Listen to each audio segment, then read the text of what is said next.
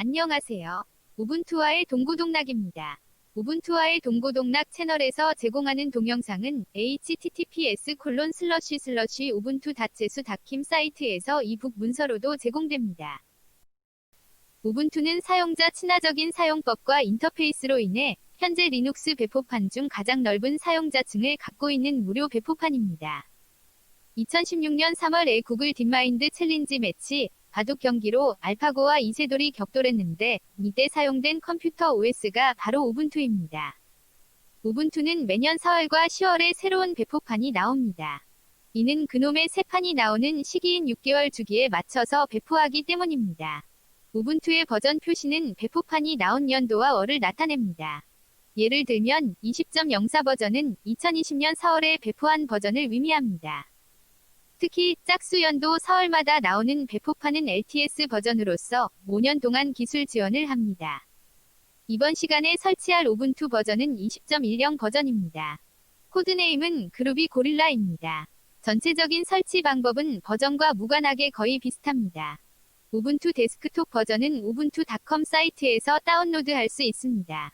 우분투 데스크톱 버전은 편리한 GUI 설치를 지원합니다.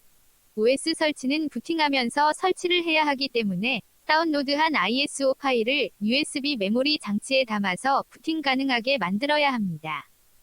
MS 윈도우 OS에서는 부팅 가능한 USB 장치로 만들려면 별도의 추가적인 프로그램을 설치해야 하지만 우분투에서는 시동 디스크 만들기 애플리케이션을 통해 우분투 설치 파일을 부팅 가능한 USB 장치로 쉽게 만들 수 있습니다.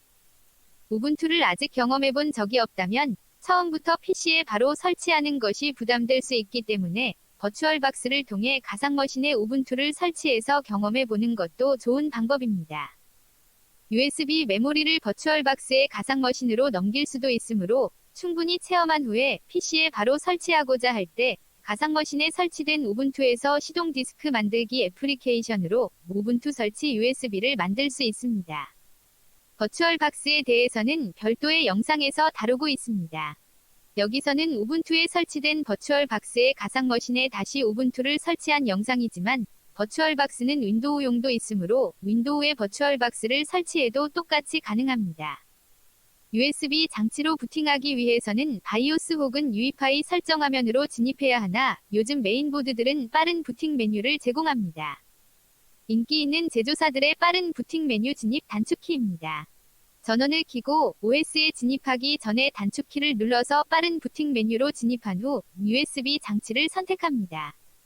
예를 들어 에즈락 제품을 사용한다면 부팅 시 F12를 눌러 USB 장치로 바로 부팅할 수 있게 선택할 수 있습니다. USB 장치로 부팅했다면 우분투 부트로더 화면이 보여집니다. 제일 처음에 있는 우분투를 선택합니다. 파일 시스템을 점검하는 화면이 나오는데 다소 시간이 오래 걸립니다. 건너뛰고 싶으면 컨트롤 C를 누르면 됩니다.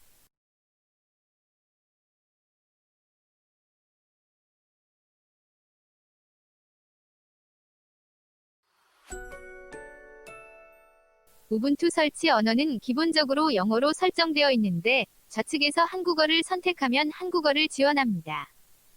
우분투 설치 버튼을 클릭하면 설치가 되는데 PC의 저장 장치에 우분투를 전혀 설치하지 않고 시동 디스크에서 바로 우분투를 사용하는 우분투 체험하기도 제공됩니다. 저는 우분투 체험하기를 통해 부팅이 안 되는 컴퓨터에서 데이터들을 추출해내는 용도로 활용하기도 합니다. 이에 대한 설명은 이 영상의 뒤에서 다루겠습니다. 한국어로 설치를 하게 되면 키보드 레이아웃도 자동으로 한국어가 선택되고 이를 통해 아이버스 한글 입력기가 설치되는데 그대로 사용하기에는 조금 불편합니다. 한글 입력기를 다루는 영상에서 좀 더 편리하게 설정하는 방법을 살펴보겠습니다. 유선 네트워크를 사용하지 않고 무선 네트워크를 이용하는 노트북 등에 설치한다면 와이파이 설정을 위한 무선 네트워크 설정 단계가 먼저 보입니다. 일반 설치로 설치하면서 우분투 설치 중 업데이트를 다운로드하게 되어 있는데 저는 서드파티 소프트웨어도 설치하도록 체크를 하는 편입니다. PC에 OS가 설치 안 된 상태일 때 보여지는 화면입니다. 만약에 이전에 설치된 OS가 있다면 실수로 이전 설치된 OS의 데이터들이 지워지는 것을 막기 위해 기본적으로 이전 OS를 그대로 두고 우분투를 설치하도록 설정되어 있습니다. 깨끗하게 설치하고 싶다면 디스크를 지우고 우분투 설치를 선택합니다. 파티션을 나눠서 설치하기를 원하면 기타를 선택할 수 있는데 5급 사용자가 아니라면 직접 파티션을 설정해서 설치하는 것은 권장하지 않습니다. 과거 MS 윈도우는 시스템이 불안정해서 데이터만이라도 살리기 위해 C 드라이브와 D 드라이브를 나눠서 사용했는데 우분투에서는 굳이 그럴 필요가 없습니다. 만약 시스템에 문제가 생기더라도 우분투 체험하기를 통해 데이터들을 살려낼 수 있습니다. 파티션 테이블을 바꾸기 위해 포맷하는 과정이 일어나므로 재차 확인하는 창이 뜹니다. 계속하기를 클릭해서 진행합니다. 시간이 다소 걸립니다.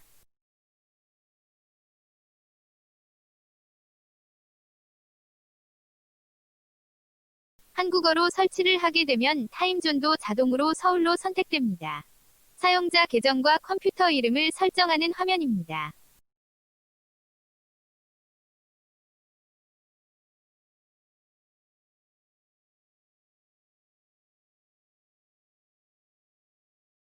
기본값으로 되어 있는 로그인할 때 암호 입력을 권장합니다. 보안을 위해서도 필요하고 요즘은 개선되었지만 과거에는 버그로 제대로 작동되지 않는 경우가 있었기 때문입니다. 대략 10여 분이면 설치가 완료됩니다.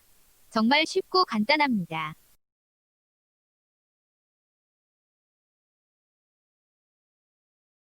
설치가 완료되면 시동 디스크로 사용된 USB 혹은 CD를 제거하고 엔터를 치면 됩니다. 버추얼박스에 설치했다면 그냥 엔터를 치면 알아서 ISO 설치 이미지가 제거됩니다. 요즘은 MS 윈도우도 시스템에 문제가 생겨서 부팅이 안 되는 경우가 거의 안 생길 정도로 개선되었습니다. 그러나 요즘 대부분의 노트북은 거의 분해가 어려울 정도로 일체형으로 조립이 되어 있어서 시스템에 문제가 생기면 저장 장치를 꺼내서 데이터를 추출해내기가 쉽지 않습니다. 하드웨어적인 문제가 아니라 소프트웨어만의 문제로 발생했다면 저장 장치에 설치된 OS를 전혀 건드리지 않고 우분투 체험하기를 통해 우분투로 부팅할 수 있습니다. 저장 장치는 /미디어 /우분투 디렉토리에 마운트됩니다. 저의 경우 노틸러스에서 보면 256GB 볼륨이 보입니다. 외장 하드나 USB 메모리를 연결해서 마운트된 경로에서 파일을 찾아 옮기면 데이터를 살릴 수 있습니다. 애플리케이션들은 우분투의 APT로 손쉽게 다시 설치할 수 있고 저의 경우 데이터들은 NAS 혹은 SVN 또는 깃과 같은 클라우드 기반의 저장소로 관리하고 있으므로 아직 저장소로 관리 안 되고 있는 한두 개 정도의 파일만 옮겨오면 되기 때문에 우분투를 사용하고 난 후부터는 파티션을 나눠서 사용하지 않게 되었습니다. 마지막으로 우분투 20.10 버전에 새롭게 추가된 기능들을 간략히 살펴보면서 마치겠습니다. 계정 관리로 액티브 디렉토리를 사용할 수 있습니다. 애플리케이션 메뉴의 아이콘들을 원하는 대로 정렬할 수 있게 되었습니다.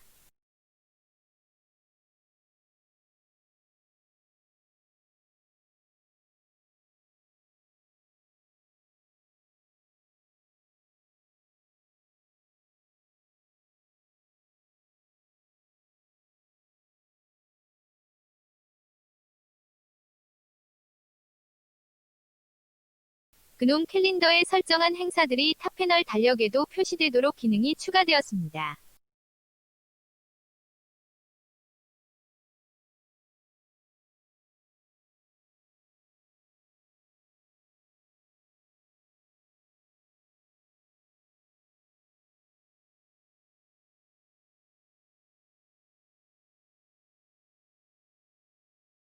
와이파이 핫스팟에 QR코드가 추가로 제공됩니다.